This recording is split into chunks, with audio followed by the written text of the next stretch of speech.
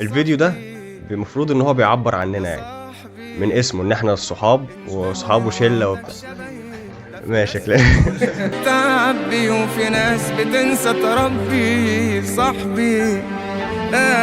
صاحبي انت اللي مقوي قلبي، انت اللي ساندني وجنبي وطول ما انت كتف في كتف. بس الحقيقه عكس كده تماما، عشان كده احنا عملنا الحلقه دي بقى اللي هو احنا هنتكلم هل فعلا كل الناس اللي بتشوفهم كأنهم شله واصحاب وبتاع، هل دي حاجه حلوه اصلا ولا لا؟ وهل يعني بيبقى فيه جواهم مشاكل ولا هو بقى اخوات وفي ظهر بعض زي مفتاح وولعه والناس اللي بنشوفها اللي الكلاني بيحبوهم فشخ دول. الكلاني يوم ما مفتاح مات قعد يعيط 3 ايام. وقفت بسرعه انت حرقت عليا وانا كنت عايز اتفرج. هنا في حرق. بحب مفتاحها اصلا قصه قصه في حلقه حقيقيه بعد ما اصلا قصه حقيقيه. يا عم مش قصه حقيقيه والله، هي حاجه زي كده حصلت أيوة او أصلاً. بتحصل يعني. الدليل بقى على ان احنا فعلا يبان من بره ان احنا اصحاب بس احنا من جوه في شكوك كتير، ان احنا طيرنا يوسف سمير في الحلقه دي. ودي احلى حاجه حصلت في الحلقه دي. والجديد بقى ان احنا هنصور حلقتين من غير يوسف سمير. وهقول لكم على حاجه، الفيديوهين دول هيبقوا احسن فيديوهين لان احنا بقى لنا اسبوع بنحاول نصور في 3-4 فيديوهات وكل ما يوسف سمير يقدم الفيديو يبوظ. فدي حاجه جديده يعني. حابب ابدا في الاول ان احنا نبين لكم الحاجات الجديده اللي احنا عملناها والنجاح الكبير اللي الفيديو اللي فات حققه بتاع الثانويه، وكل ما نتزنق والفانوس وكل ما ينزل هننزل فيديو الثانويه عشان اخوات اعداديه بقى. الكاز متوقع من الاعداد علشان نلم شويه فيوز عشان اخواتنا اللي في الثانويه مظبطيننا بصراحه. فنبدا الحلقه ونقول مع عبادي اشهر واحد فينا او الكلاني دلوقتي بقى اشهر واحد فينا. يبقى نبدا الحلقه مع الكلاني. نسالك ونقول لك يا كلاني، هل في حياه اصلا من غير صحاب؟ زي استنى بقى، زي الناس اللي بنشوفهم فعلا في ناس كتير منهم صحاب وفي ناس كتير بيقولك لا يا عم انا بره عني اي حد ومش عارف ايه ومحبش اتعامل مع حد، او هو بيبقى عنده مشكله نفسيه مهما كان يعني. هل الحياه تمشي من غير صحاب؟ مستحيل تمشي الدنيا من غير صحاب، عشان الواحد اصلا في الدنيا دي مستحيل يعرف يمشي لوحده من غير الناس تساعده وهو يساعدهم. لازم بس يكون حواليك المجتمع ده لازم تتفاعل معاه. التفاعل ده بيكون بشكل بقى انك تكون صداقات وكده. اصل انت اكيد في يوم هتيجي تحتاج حد او حد يحتاجك، فاهم كده؟ انما اصلا انك تقول ان انا هعيش لوحدي وهكتفي بنفسي وذاتي، اكيد اصلا هتفشل في الحياة اكيد بنسبة 90%. يا اما بقى تدخل في اكتئاب وكده، فاهم؟ على رأي الشاعر اللي قال ايه قال ايه لا اقول لك، افتكرت لولا الصحاب ايه ما طابت ليالينا ولا ضحكنا في ليل كان يبكينا. ده شاعر، ده مش شاعر يعني، ده شاعر كابونجا ده والله بجد. بس يعني تخيل كده يا جدعان، بتخيلها كده ما ينفعش يعني اقول يعني المايك. انت شايف يعني الصحاب فعلا هل ممكن يكون الواحد مع اصحاب بس في حدود ما بينه وبينهم واسعه، ولا هو يعرف عنه كل حاجه؟ لو في حدود يبقى معارف بقى مش صحاب. ايوه بالظبط. يعني لو انت شايف الحياه انفع؟ لا طبعا لازم يبقى لك صحاب يا عم. اصلا علاقه الصحاب دي ممكن تكون بالنسبه لي اكتر علاقه بيور في الدنيا، يعني انك ما بتختارهمش، قصدي يعني بتختارهم قصدي. لا قصدي كده يعني انا هقول لك على حاجه، بس انت بتتولد ابن عمك هو ابن عمك يعني غصب عنك. انت اتولدت لقيته ابن عمك، انت ما اخترتوش. انما اصحابك انت بتختارهم، يعني بتختار تقرب لمين، بتختار تبعد عن مين اللي هتحط بينك وبينه حدود. مش عارف ايه، مثلا الكلاني مثلا هبقى صاحبي مثلا في حجوزات الكوره، بس عارف انت العلاقات دي. ايوه في الحياه عامه بيبقى ليك ناس بقى اللي هم قريبين منك في كل حاجه، بيفهموك على طول، بتحب تشارك معاهم كل حاجه، اسرارك. حتى يعني الاسرار حتى بتتقال للصحاب، يعني مش سر، مفيش حد عنده سر ليه لنفسه ده. لا فاهم، مفيش حاجه مش الكلام ده. فلازم تبقى عندك كل حاجه مع اصحابك، بتشارك معاهم كل حاجه. هي علاقه فعلا كويسه فشخ لو على حسب بقى ايه الدايره بتاعتك بقى ومدى قربكم من بعض ومدى بتعملوا ايه مع بعض اصلا. يعني فعلا يعني حاول بقى تختار دايرتك كويس. بس علاقه الصحاب كعلاقه لا، هي احسن علاقه بالنسبه لي. انا بحب اصحابي فشخ بصراحه، احسن من بالنسبه القرايب كتير. للموضوع الاسرار اللي عبد الله بيقوله ده، اكتر حد اقول له سر في الدنيا عبد الله. ما طلعش بره مصر. حقيقي يعني الناس اللي في كوستاريكا مثلا ما عرفوش. لا يا عم دي حاجه والله كبير يعني. كبير يا جدعان. طيب انا سبتك ليه للاخر لان اكتر واحد فينا قعد فتره كبيره في الكليه من غير صحاب هو الشخص ده. انت راجل عملي، مش كده. انت راجل عملي يا عم، مش بقول ان انت وحش. ما فاهم بس مش كده يعني. انا هقول مم. انا في العادي ما في العموم ممكن يبقى حواليا ناس كتير بس ما فيش ناس كتير قريبين مني. وانا شايف ان دوت منطقي. حتى لو صحابك ليك صحاب قريبين لازم ده يبقى في جزء في نفسك كده ما حدش يعرفه عنك، علشان حتى تبقى حاسس انك مش اكسبوزد كده قدام الناس كلها. حتى لازم يبقى ليك شله صحاب قريبين، ولازم يبقى ليك 3 4 5 انتوا بتتكلموا دايما اكتر ناس، ودولت هم فعلا اللي انت بتقضي معاهم اغلب الوقت. ولكن مش معنى انك بتقضي معاهم اغلب الوقت ان هم يبقوا عارفين عنك كل حاجه، لان انت دايما لازم يبقى في جزء من نفسك تحتفظ بيه لنفسك. لانك لو ما عملتش كده انت ما تعرفش اولا مع الوقت الناس دي هتعمل ايه، ما تعرفش الزمن هيغير مين ومش هيغير مين. فما بقولكش ما تثقش في حد، بس فكر كويس ويعني ما تديش الثقه لاي حد. حتى في العموم الاسلم والامن انك ما تديش الثقه عموما في حد وخلاص.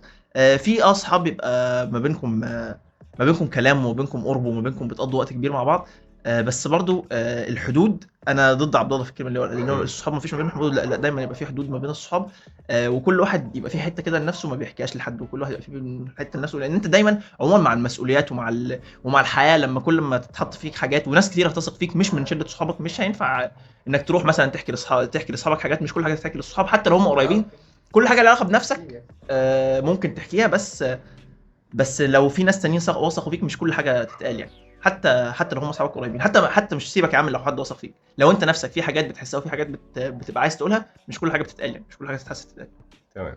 اكيد بس يعني اكيد بالمنطق برضه فاهم. انتوا ليه بتاخدوا كلامي دايما ان هو الكلام حرفي، اللي هو انت قلت الكلمه بالحرف والله اللي مشيلك بالحرف. اكيد هيبقى في حته في نفسك محدش يعرفها، وطبيعي يعني ده الطبيعي عن اي بني ادم. اكيد انا مش عارف انت نمت امبارح ازاي انا مثلا. متاكد ان مفيش حاجه فيك ما اعرفهاش. عادي والله في حاجات متاكد كتير. يعني. في حاجات كتير فعلا. انا ست عارف كل حياتي اللي في السويس بس ما تعرفش حياتي اللي بره. اعرف برضه، تحكي لي كل حياتك يا للطنجة. عم والله لا مش للدرجات دي. انا مش عشان بحكي لكم بحبكم يا جدعان، بس اكيد لا، واكيد فيها جزء من نفسك بس برضه فاهم. يعني انا مثلا اما عندي ناس صحابي من صحابي اعرفهم، يعني انا عندي 22 سنه ويا واحد صاحبي من 22 سنه فعلا صحابي يعني. مش بالوقت بقى، انت عارف مش إن بالوقت، أنت مش بقى- حته الوقت وكده، بس بتيجي هو فعلا لك- ده عارف عني كل حاجه. بس انا عايز اعلق بس على حته عبادي في حته اللي هو انا شايف عن نفسي ان عشان العلاقه بين الصحاب تكمل اللي لازم اصلا انك تكون مش خايف انك تبان هشاشتك قدام صاحبك. ما تكسفش اصلا انت بتقول له حاجه، ما تكسفش تبقى على طبيعتك قدامه وتقول له اصلا حاجات انت مش هينفع تقولها لابوك وامك، فاهم؟ او لاهلك. مم. امال هو صاحب ليه؟ مم. ما راح اقول بقى لاخويا اروح اقول لمين؟ لا هو صاحبي اصلا عشان ينفع اقول له الحاجات اللي ما ينفعش اقولها في البيت، ما ينفعش اقولها لاي حد، فاهم؟ من تبع اهلي كده. هو يعني لازم تبان هشاشتك قدام صاحبك عشان العلاقه تكمل. عشان الهشاشه اصلا اي حاجه اصلا تضايقك او تاثر في نفسيتك انا شايف المفروض تحكي له، بس اللي انت واثق فيه. اصل اللي انت واثق فيهم دولت على الاغلب 4 5، مم. مش هتحكي يعني اللي هو ايه. كتير 4 لا الاربعه دول ويوسف سمير دي مصيبه. ماشي. فهو اصلا ما ينفعش ان انت تبقى جواك حاجه مضايقاك او انت زعلان من حاجه وبتاع وهو قاعد معاك في نفس المكان وعايشين مع بعض وبتاكلوا شرب مع بعض وما تقولوش، فاهم؟ او تخبي عليه عشان انت خايف لو يبص لك نظره معينه، او بعد فتره يجي يطلع السر اللي انت قلته له ده. لا يبقى انتوا صحاب ازاي بقى؟ فاهم؟ ده بس اللي انا بتكلم فيه. عايز تعلق ولا شايف ان الكلام صح؟ هو مش مسألة صح، انا مش بقول انك ما ينفعش يبقى في حد ما بتثقش فيه، بس انا ممكن دي حاجة عندي انا في العموم ما بقدرش ان انا ابين يا عم الهشاشه بتاعتي قدام حد. مش لان مثلا صاحبي ده مش كويس، مثلا مش هينفع مثلا اروح اقول له شاشه انا متضايق من كذا كذا ومش عارف اعمل ايه ومش عارف ايه. مش عشان شاشه مش كويس، بس عشان انا ساعتها احس ان انا بكبر الموضوع قدام نفسي، لان انا بحس ان انا يا عم عندي مصيبه، عندي مشكله كبيره قوي وحاجه مضايقاني فعلا. مش هقولها لحد علشان انا لو قلتها لحد يبقى انا بعترف كده قدام نفسي ان دي فعلا مشكله ومسببه لي ازمه وانا مش لاقي لها حل. انا شايف ان انا اروح اقول ممكن مثلا لما المشكله تتحل بعد ما ابقى خلاص اتصرفت في الموضوع. لان انا لو حكيت وقلت يا شاشه الحقني يا شاشه ركلاني الحقني، حتى لو هم اصحابي انا مش مسألة، مش بقول لهمش عشان انا خايف ان هم يتريقوا او خايف ان انا باين هشاشتي قدامهم، بس علشان انا حاسس ان انا لو اعترفت بكده هبقى انا كده بعترف ان في فعلا مشكله حقيقيه. هو في مشكله فعلا. انت بتحتاج نصيحه مثلا؟ نعم ما تحتاجش نصيحه. انا شايف ان ممكن فعلا تبقى محتاج نصيحه، بس الضرر اللي هتاخده من انك تحكي لحد وهيدي لك نصيحه عامه حتى حلوه، انت ساعتها هتبقى المشكله ديت كبرتها اكتر لما يمكن يكون عنده حل مثلا ويساعدك معاه. هي العلاقات يا اسطى قايمه على كده ان انت تقول له مشكله انا انا بصراحه بقى انا بحس ان غالبا يعني الشخص اللي انا احكي له مهما كان يعني انا اسف يعني مش هيجيب حل ما جاش في دماغي. عبقري ها. لا يا اسطى يعني يعني انت ساعات بيبقى الحل في دماغك بس محتاج حد تسمعه من حد اصلا. يعني معظم اصلا المشاكل لو مفيش حد جينيوس هيجيب لك حل من بره الكوكب. استنى انا اقول ايه؟ بيقول لك استنى انا اقول لك. هو ردهم قصدهم هما الاثنين ان هما ساعات بيبقى الواحد لما بيتحط في مشكله اللي يس. بره شايفها من زاويه احسن. ما انا فاهم، ما انا بقول لك انا لو رحت لحد من بره ابقى انا فعلا بعترف ان انا في مشكله ومش قادر احلها. لو ما اتكلمتش مع حد خالص المشكله حجمها هيقل، لو على الاقل يفضل ثابت. كون ان انا قلت لحد ان انا عندي مشكله ده هيكبر حجم المشكله شويه. ابني اصلا عشان اول خطوه من خطوات حل المشكله انك تعترف بوجودها. ما انا ممكن اعترف بيها في نفسي، انا عندي مشكله حاليا وكذا كذا، لكن كون ان انا اروح اقول لحد الحق ده انا عندي مشكله يبقى انا كده اديتها مثلا 10 15% زياده.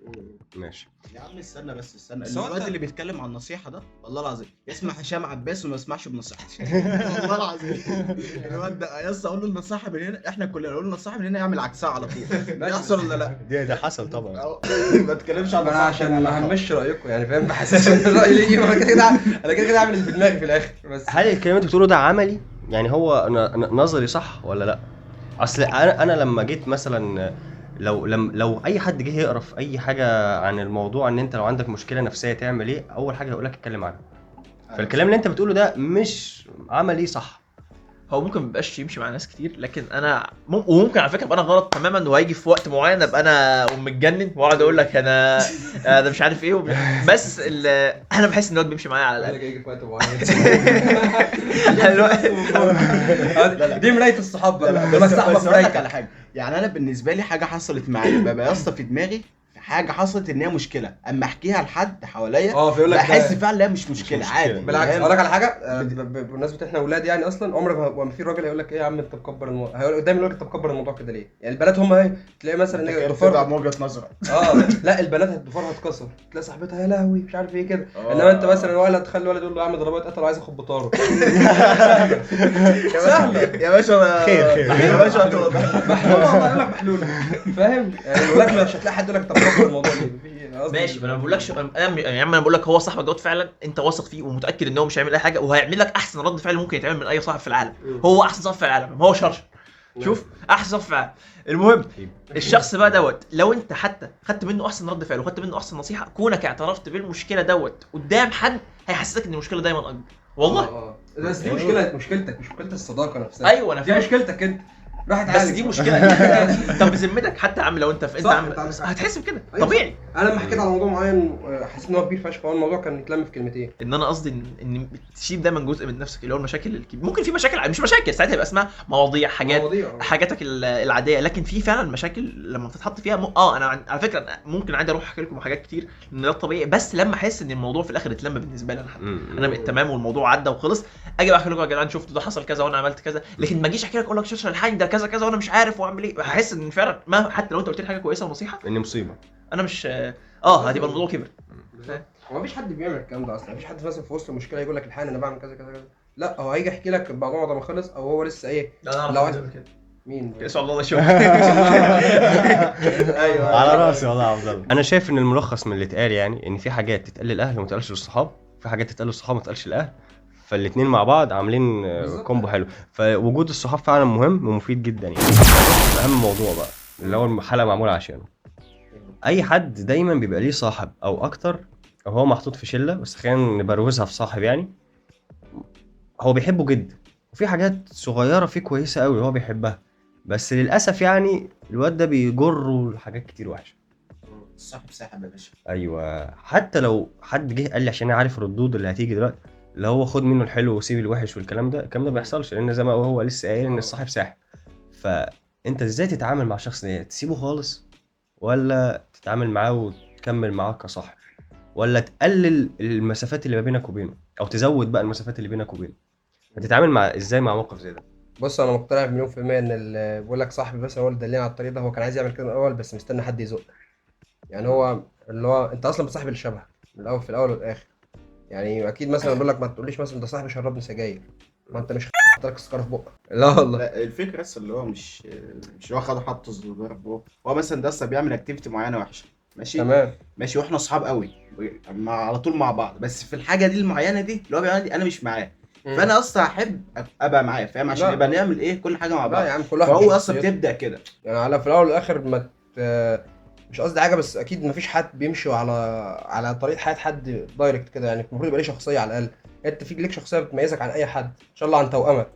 ف فكونك تقولي مثلا ده صاحب شل، هي بتحصل بطريقه لا واعيه كده اكيد. لو شله وبتاع وانت قاعد في كوميونتي بيعمل حاجه زي دي، لو انت مش واعي انك بتتسحب ليها هتروح لها على طول. بس لو انت واعي فعلا وشايف ان انت هتمشي في الطريق ده وهتوصل في نهايه الطريق ده لحاجه انت كنت بتتريق عليها على الناس، او انت مش عايز توصل، اقطع الطريق ده من اوله. اقطع الطريق ده ان شاء الله حتى تقطع علاقتك بصاحبك. انا بتكلم عن الحاجه دي لو حاجه كبيره فشخ بقى، اللي هو مثلا حاجه فعلا انت هتضر صحتك هتضر مستقبلك وكده. لكن لو حاجات بسيطه مثلا اللي هو ايه، صاحبك ده عندي مثلا، صاحبك خد صاحبك على عيبه دي، اللي يتقال فيها صاحبك على عيبه وكده. صاحبك ده معلش مثلا ممكن يكون بخيل شويه مش عارف ايه، ماشي دي عادي. انما او صاحبك ده هياخدك بقى لمنطقه ابعد بكتير بقى، اللي هو مثلا خمره سجاير بنات مش عارف ايه، لا احسن فيك لك يا عم تبعد. الصحاب دي يا عم. انا بدور على واحد فيكم نافع في الحاجات دي، لا، مفيش. لا. كل اصحابي لا يا ميتة. عم عبادي معاه بنات بس ما بيجيبليش. لا يا عم انا بقى خبر. عشان بنهزر طبعا. طبعا. ايه السؤال؟ السؤال لو ليك صاحب ماشي. انا بصراحه انا شايف ان عموما مبدا في الحياه انك تتعلم ازاي. احسن طريقه تتعلم بيها هي ترايل اند ايرور. انت تجرب الإيه؟ ترايل اند ايرور، تراي التجربه والخطا يعني. فلنفترض انت بالنسبه لك اسوء حاجه مثلا ان هو يكون بيشرب حشيش. صاحبك ده طلع بيشرب حشيش وانت قاعد معاه وما كانش بيشرب حشيش وانتوا صحاب متربيين من صغركم مع بعض. فجاه دخل السكه واشرب حشيش وبقى عم يتاجر في المخدرات وما اعرفش هو بقى خلاص دي دماغه. وانت مش عايز تبعد عنه، هو فعلا صاحبك مهما كان. انا ما اقدرش اقول لك ابعد عنه اقطع علاقتك بيه، لان انت لو كملت معاه هتبقى زيه. انا ما اقدرش اقول لك يا عم انت ممكن شخص بتتحكم في نفسك، انا ما اقدرش اقول لك كده. وما اقدرش اقول لك كمل معاه ومش هتفرق وانت كده كده دماغك فيك وانت مش اي حد يقول لك نط بالبلكونه تنط وراه والشغل دوت. والله انت ممكن فعلا يمكن فعلا تطلع ضعيف الشخصيه وتنسحب معاه. الصح انك تبقى واعي انك بتجرب. انت تقعد مثلا تقول انا هقعد شهرين ثلاثه انا مع صاحبي دوت بعد ما دخل السكه الوحشه ديت انا هجرب، وتبقى فاكر انك بتجرب ما تتسحبش وتنسحب في الموضوع. انا دلوقتي بجرب، هتجرب وتنزل معاه يوم واتنين وهو بيروح وبيعمل وبيشرب وتشوف هتعمل ايه. حسيت انك فعلا بتقرب وانك مش قادر ولا انا حاسس من جوايا بحاجه بتقول لي لا جرب وروح وامشي معاه، لا ساعتها علاقتك بيه لازم. ولو ما حسيتش بحاجه كمل وزود مده التجربه وزود مده التجربه لحد ما توصل شهرين 3 4 5 10 وانت حاسس انك خلاص الموضوع دوت اللي صاحبك بقى يعمله مش فارق معاك وانت مهما حصل مش هتتجرأ وراه في السكه دي. لا ساعتها ما اقدرش اقول لك ما تبقاش صح، كمل وخليك صديق وكمل معاه. تمام. بس انت لازم اثناء ما انت في فتره التجربه دي تبقى واعي انك في فتره التجربه، لانك لو ما قدرتش تعمل كده هتتسحب فعلا ولا خلاص. لكن انت تبقى بتجرب وانا في دماغي ان انا دلوقتي بجرب تمام. بس يعني. هو ممكن اكون عشان هو على الحته لما انا قلت اللي هو لو انت واعي ان انت ماشي في الطريق ده. طب افرض بقى دلوقتي عشان انا قلت في الكلمه دي في الكلام بقول لك لو انت ممكن تروح تمشي معاه في الطريق بطريقه مش واعيه، تقول انك تقنع نفسك لا انا مش مؤثر عليا. ازاي يعني انت دلوقتي صاحبك مدمن بقى مدمن فجاه مره واحده تروح معاهم الاماكن اللي بيروحوا يبينوا فيها بيروحوا كده، انت تقول لنفسك ده روح المكان بس ما بشربش. انت بطريقه لا واعيه بتمشي على الطريق واحده واحده. لا مش كده. ما انت لو ما هو اولا كده انت بتتكلم عن حد واحد. الادمان مش من مره واحده. فانت لو رحت في مره لقيتك عملت وانت واعي انك خلاص قلت انا ضعفت في ساعتها ورحت وجربت ومش عارف ايه، خلاص ما تمشيش معاه تاني، اقطع علاقتك بيه خلاص، تعمل له بلوك في ساعتها. خلاص بقى لا شك يا باشا هتبدا تشك. لا مفيش يا عم الادمان غير الملفي. انت قلت للناس ليه طيب؟ قلت ليه؟ قلت المعلومه دي ليه يعني؟ معلومه مهمه. نروح للكلاني ولا عايز تقول حاجه؟ لا ماشي. بص يا كلاني، اللي هو قاله ده يعني لو عايز ترد عليه رد، بس هي الفكره ان انت اصلا عندك امكانيه ان انت مش يعني تجر انت. يعني انت لو سبت ممكن يكون عليك حمل، فاهم؟ كنت لسه اقول ماشي اتفضل. يعني لو الحاجه دي كبيره فعلا وهتضره زي ما انت قلت، الصاحب لا على صاحبه النصيحه حاجه نصيحه. فانا خليني معاه انصحه مره واثنين وثلاثه. لو ما اقتنعش بالنصيحه وما عملش بيها يبقى انا خلاص يا باشا انت من طريق وانا من طريق. اصل يعني بص يا انا مؤمن بحاجه ان التعود على الحاجه اوسخ من الادمان زي ما بيقولوا. ما هو لا التعود على الحاجه قبل ما تدمنها. يعني هو بص اقول لك هديك مثال. تألف المنظر يعني. لا يس اقول لك مثال. تتحول يس الحاجه اللي مش عاديه لعاديه. ما نفس تألف تمام المنظر. تألف لا ماشي بس كمل. انا تلت في الكلام انت ده. يحصل لك ادابتيشن. ادابتيشن ايوه. هو مثلا بيشرب حشيش. انت قاعد معاه وانت قاعد دغري عاجباك فانت هتتعود مع الوقت على ريحه الحشيش. عليا ليه على فكره؟ فانت اصلا الحاجه اللي كانت بالنسبه لك في الاول كبيره قوي، اللي هو مثلا شرب الحشيش، ماشي، فانت هتيجي قدام شويه بعد فتره قعدان معاه هتبقى بالنسبه لك عادي جدا، وممكن تشرب، ممكن تبقى اوسخ منه كمان، فاهم؟ فانا اللي انا بقوله، وممكن اصلا ما انت تسيبه وتمشي، فاهم؟ لو انتوا صحاب قوي يعني وانت سبته ومشيت، ده ممكن ده ياثر فيه، فاهم؟ فهو ممكن يعيد تفكيره في الموضوع كله. فاللي هو اصلا التعود على الحاجه الغلط وحش قوي يعني. فانت حاول على قد ما تقدر تنصحه. لو ما خدش بالنصيحه دي، فانت المفروض والصح اللي انت تعمله في الوقت ده انك تبعد عنه. تمام. حتى لو هتسأل عليه من كل فتره كده من بعيد لبعيد، تطمن عليه وكل حاجه، عشان هو صاحبك في الاول وفي الاخر، ماشي. انما تفضل ماشي معاه طول اجرف زي عباد كده، لا، ما تعملش كده طبعا. انا يعني انا مثلا انا خلال حياتي قربت من كذا حد. انا كنت كده مقرر قرار ان انا مش هدخل مهما حصل ماشي. وانا صغير يعني، مهما حصل مش هدخل. قربت من كذا حد مش مدخن، يعني هو كان مدخن دي قليله، هو مدخن وفوق السجاير والحشيش والمخدرات. انا كنت اعرف واحد حرفيا بقى يتاجر في المخدرات والله لا. مش انا اعرف واحد مسجون بسبب المخدرات. ايوه بالظبط. كنا اصحاب قريبين وكنا مع بعض وبنروح وبنيجي، وانا كنت فعلا وما بعدتش عن الناس وكملت، وبرضه لحد دلوقتي الحمد لله عمري ما شربت سيجاره وعمري ما دخنت. مع ان انا كنت قريب جدا من الناس دي، كنت بروح معاهم الاماكن اللي هم بيدخلوا فيها، كنت بروح معاهم الاماكن اللي هم بيقضوا منها، وكنت قاعد معاه في العربيه ويقول لي يا باشا بص الحته وبص الحشيش أيوة. وبص ما اعرفش ايه وهي، ويولع ويعمل ويعيش. وانا عمري في حياتي ما قربت من الموضوع يعني عادي. لان انا فعلا كان في دماغي انت بتضحك عليا. صاحب عمال بعد ما يتحبس. بالظبط وقعت كده. محمد المرشد. ما قلتش اسماء يا عم. وش اسمها انت فضحته؟ من العربيه الاسكودا. ما قلتش اسماء. مخدرات عربيه الاسكودا فاضي. حسن عبد الرحيم ما قلتش اسمه. الفت اسمه بصراحه مش هقول اسمه. ماشي. المهم يعني لو طلع حسن، انت كده سجنت واحد اسمه حسن عبد الرحيم. واحد اسمه حسن عبد الرحيم دلوقتي تلاقيه يفتح. كلاموش.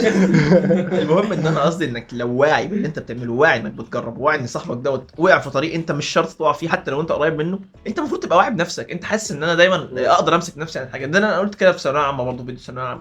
انت اهم حاجه ممكن تعملها في حق نفسك، واحسن حاجه تعملها في حق نفسك، انك تثق في نفسك وتعرف انك عندك القدره انك تقول لا عادي. زي ما قلت في ثانويه عامه تقول لا للموبايل وتقعد تذاكر، انك تقول لا يا عم لصاحبي انا هاخد كل حاجه كويسه فيه وهقول لا للحاجه الوحشه ديت. انا ممكن انا جربت اعمل كده وظبطت معايا، ممكن لو اتكررت تاني اغلط وممكن مش عارف ايه، لكن انا بحكي لك تجربتي ان انا حطيت في دماغي ساعتها لما الناس بقت تعمل كده ان انا هجرب لمده شهرين ثلاثه، اشوف لو انا فعلا اتسحلت قوي في الطريق هحاول ابعد. بس انا ما اتسحلتش، حسيت ان الموضوع عادي يعني. انا عرفت افصل الموضوع، عرفت افصل من صاحبي دوت الجدع اللي بيديني نصايح كويسه، اللي بنقعد مع بعض وقت حلو، عن صاحبي اللي دخل في سكه مش عاجباني. بس يعني مش ده يعتبر كلام مرسل شويه، لان اصلا انت بتقول مثلا عمرك ما دخنت وقعدت مع ناس. انا فعلا برضه اختبرت في نفس الحته ديت. انا عايز اقول لك انا كنت قاعد برضه مع ديلر بيخلص صفقه بانجو عادي يعني، والله ديلر بيخلص صفقه، بس ما اختبرتش في الحاجات دي ليه. بس هو ربنا بيقول لك ربنا بيختبرك في الحاجه اللي بتحبها. ممكن انت اصلا ما بتحبش الدخان والسجاير والحاجات دي، فانت والله العظيم لو جه حط لك السيجاره في بقك انت مش هتدخن، لانك مش عشان حاجه، عشان انت ايمانك قوي او انت بقى ايه ارادتك قويه وواعي لحياتك والجو ده، لا انت مش عشان انت كده مش خالص. بتحب الحاجات دي. انت- بس ممكن مثلا كنت بتحب تتكلم بنات، صاحبك جاب لك بنات ايش هتقول له بس انا عمري ما دخنت. ما انت اختبرت حاجات تانية انت بتحبها، حاجات تانية بتضيف قدامها. ده صاحبي بجد. ده صاحبك اللي بجد يعني بتكلم ده بالعدد اللي تمسك يا فيه. ابني ماشي. ما هو في بنات كتير حلوه وفي بنات لا، اللي هو صاحبك انت بتقول ايه؟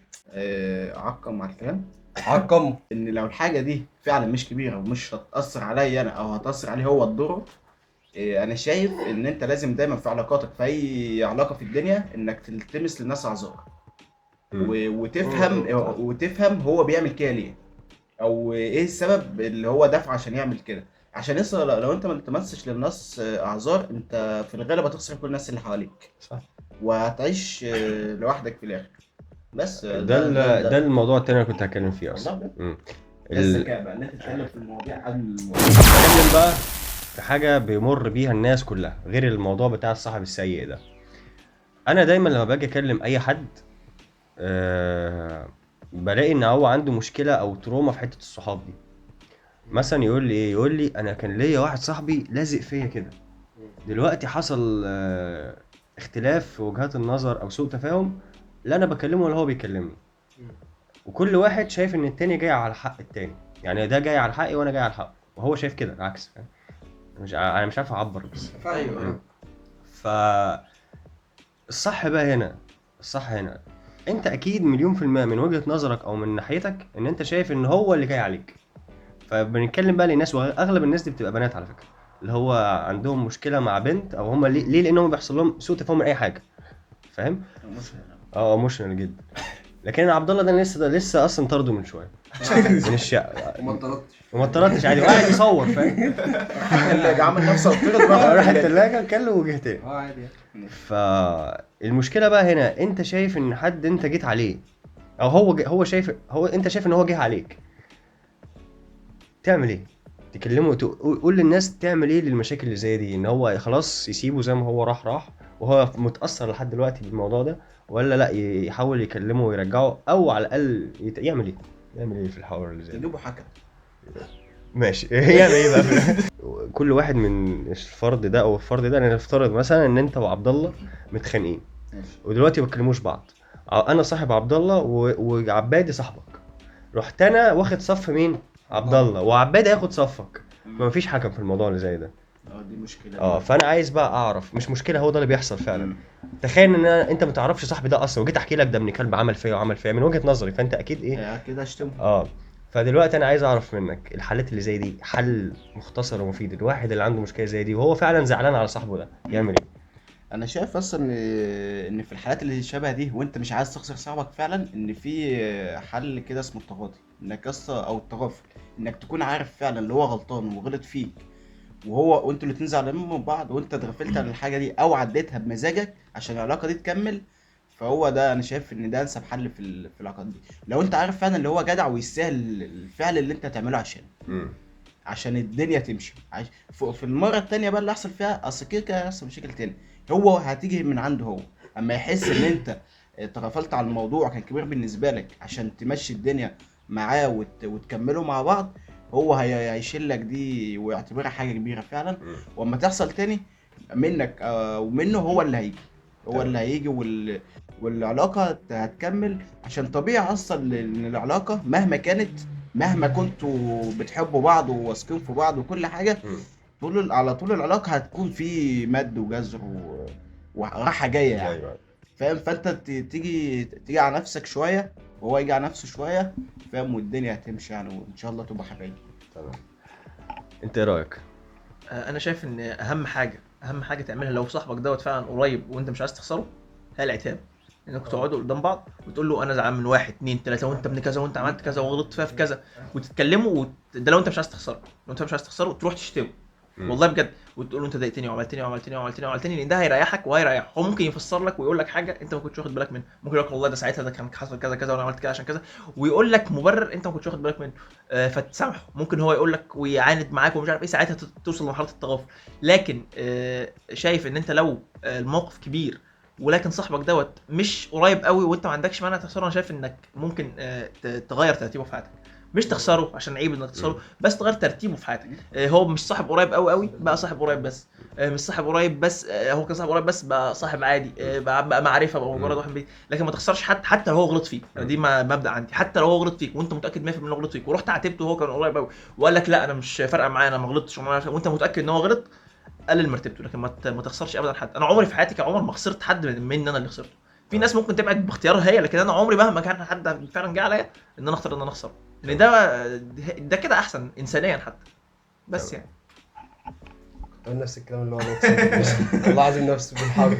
اول حاجه فعلا اعتاب نص المحبه فعلا. لو الشخص اللي قدامك يعني خلاص انت مش عايز تخسره فعدوا، لو انت عملت كذا كذا ضايقتني، هو اصلا ممكن يكون قال الكلمه هو مش قصدي يضايقك بيها اصلا.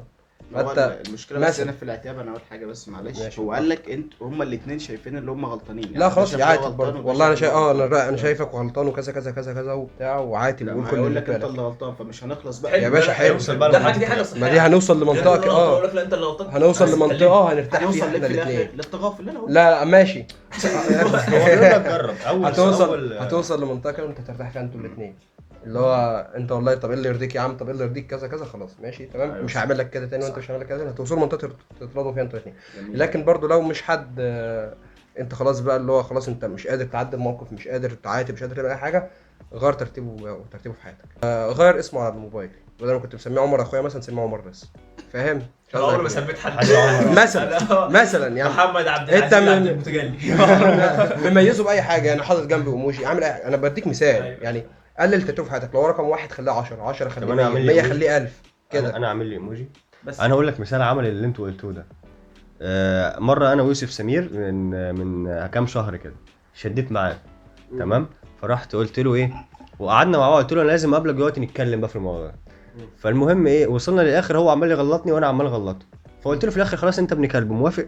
قال لي اه وانت قلت له قلت له خلاص اتغدينا على الموضوع ده. عادي فاهم؟ تمام. اكيد اتضايقت انا وانت كتير، فاهم، بس كنا بنحصل نتضايق العصر، يلا بالليل على القهوه تنزل يا عم انت بس وخلاص. بس انا الموضوع بقى خلص يعني. ليا راي مختلف تماما في الحاله دي. ايه انا شايف ان فعلا موضوع التغاضي ده، بس بقى مش التغاضي عن الفعل، التغاضي عن الشخص.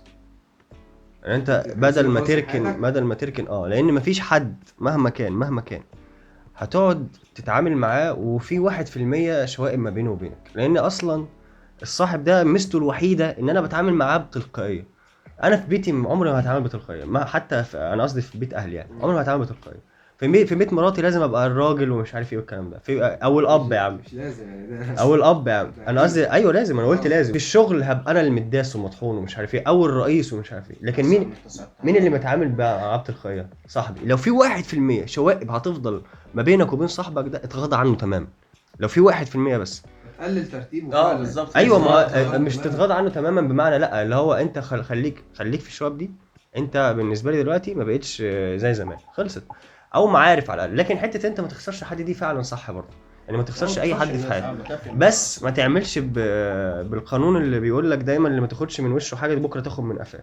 انت كده شخص راس مالي على راي عبادي. وفعلا دي من اكتر القوانين الغبيه او الامثله اللي شفتها في حياتي. يعني انت ايه رايك عن الموضوع ده، اللي هو ما تاخدش من وشه وتاخد من قفاه بكره وتاخد من... انت قلت مقدمات دي كده، حدد لي سؤال.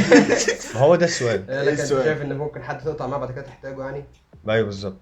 يعني انا دلوقتي واحد ابن كلب مش عايز اتعامل معاه وكارهه وكل حاجه، اه ففعلا ما اخسروش. وفي ناس بتعمل كده، في واحد مش طايقني انا عارفه من بلدي مش طايقني، بس انا عارف ان هو ماشي بقانون اللي هو، وكل ما يشوفني ده دكتوره مش عارف، انا عارف ان هو هيحتاجني بعدين.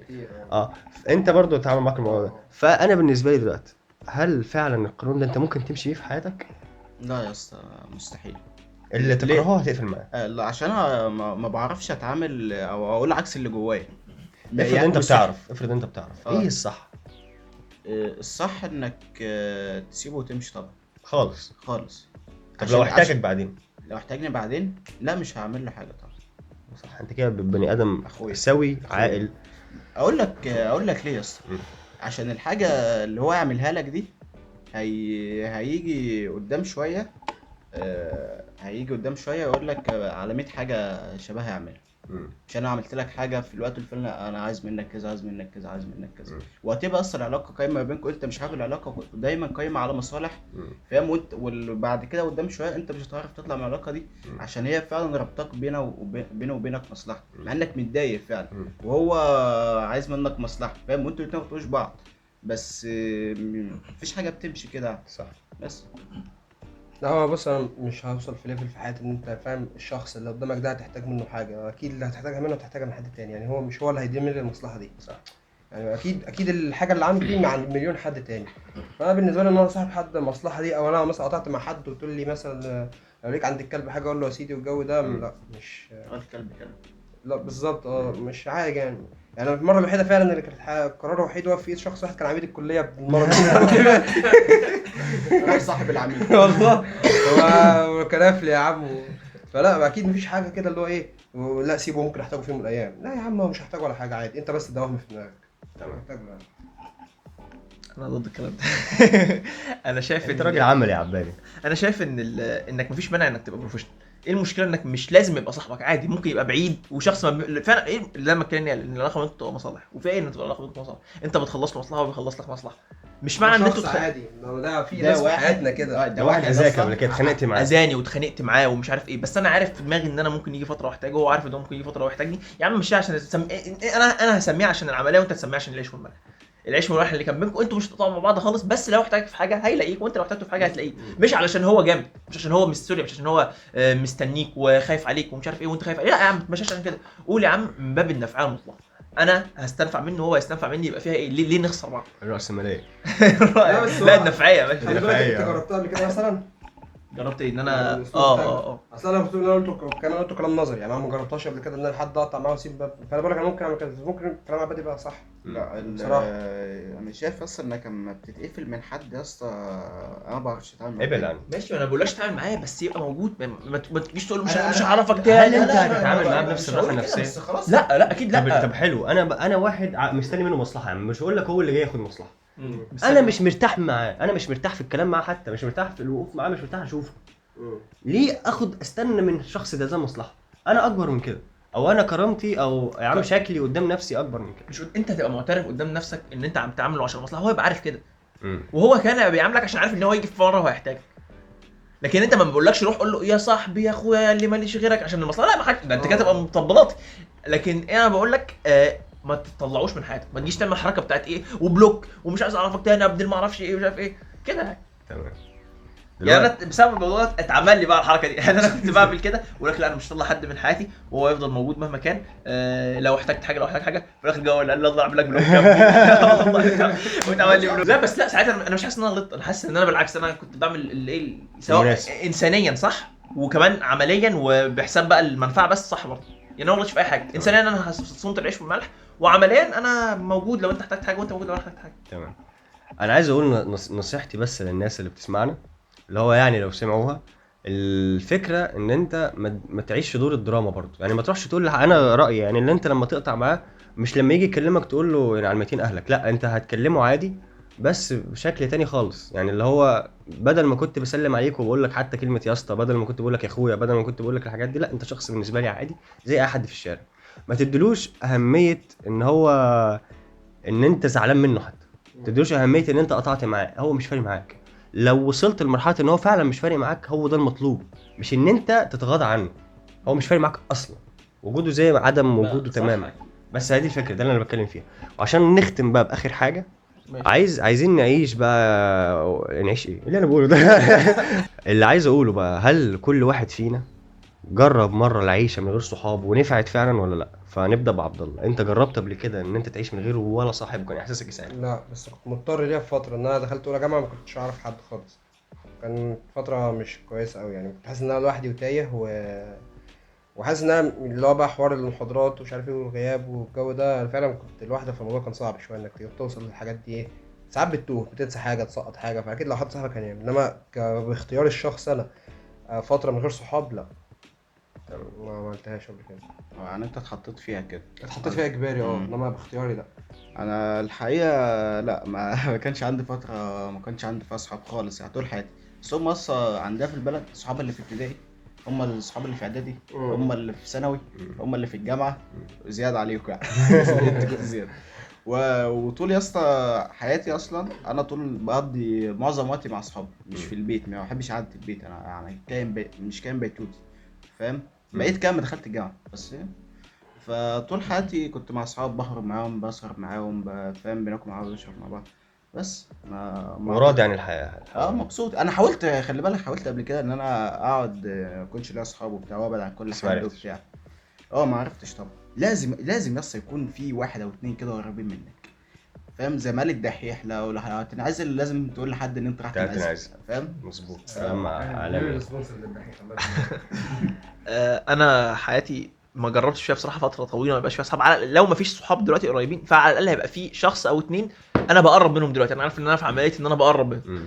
في فتره بتاعت اللي هي ما حولت من مدرسه لمدرسه، كنت مثلا في ثانيه اعدادي ثالثه اعدادي، الفتره دي ما كانش عندي قوي اللي هو انا في حد دلوقتي قريب منه، بس دايما كنت حاسس ان انا في مرحله ان انا في ناس دلوقتي بقرب منهم، في شخص او اتنين او ثلاثه او اربعه انا حاسس ان احنا دلوقتي بنقرب من بعض، وحاسس ان احنا مع الوقت بنقرب.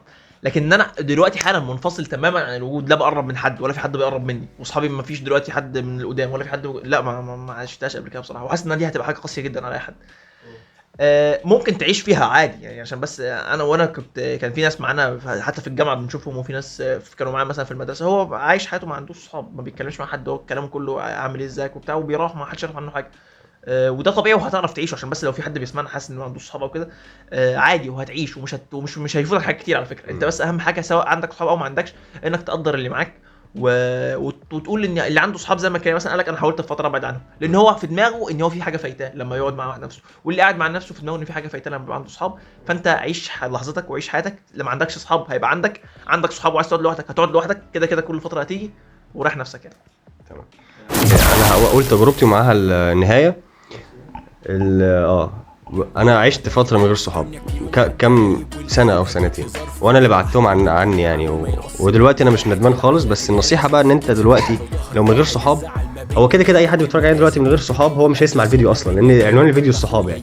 بس عموما يعني حاول يبقى ليك صحاب، حاول على قد ما تقدر يبقى ليك صحاب، ما تعيش فتره لوحدك، على الاقل لو صاحب واحد.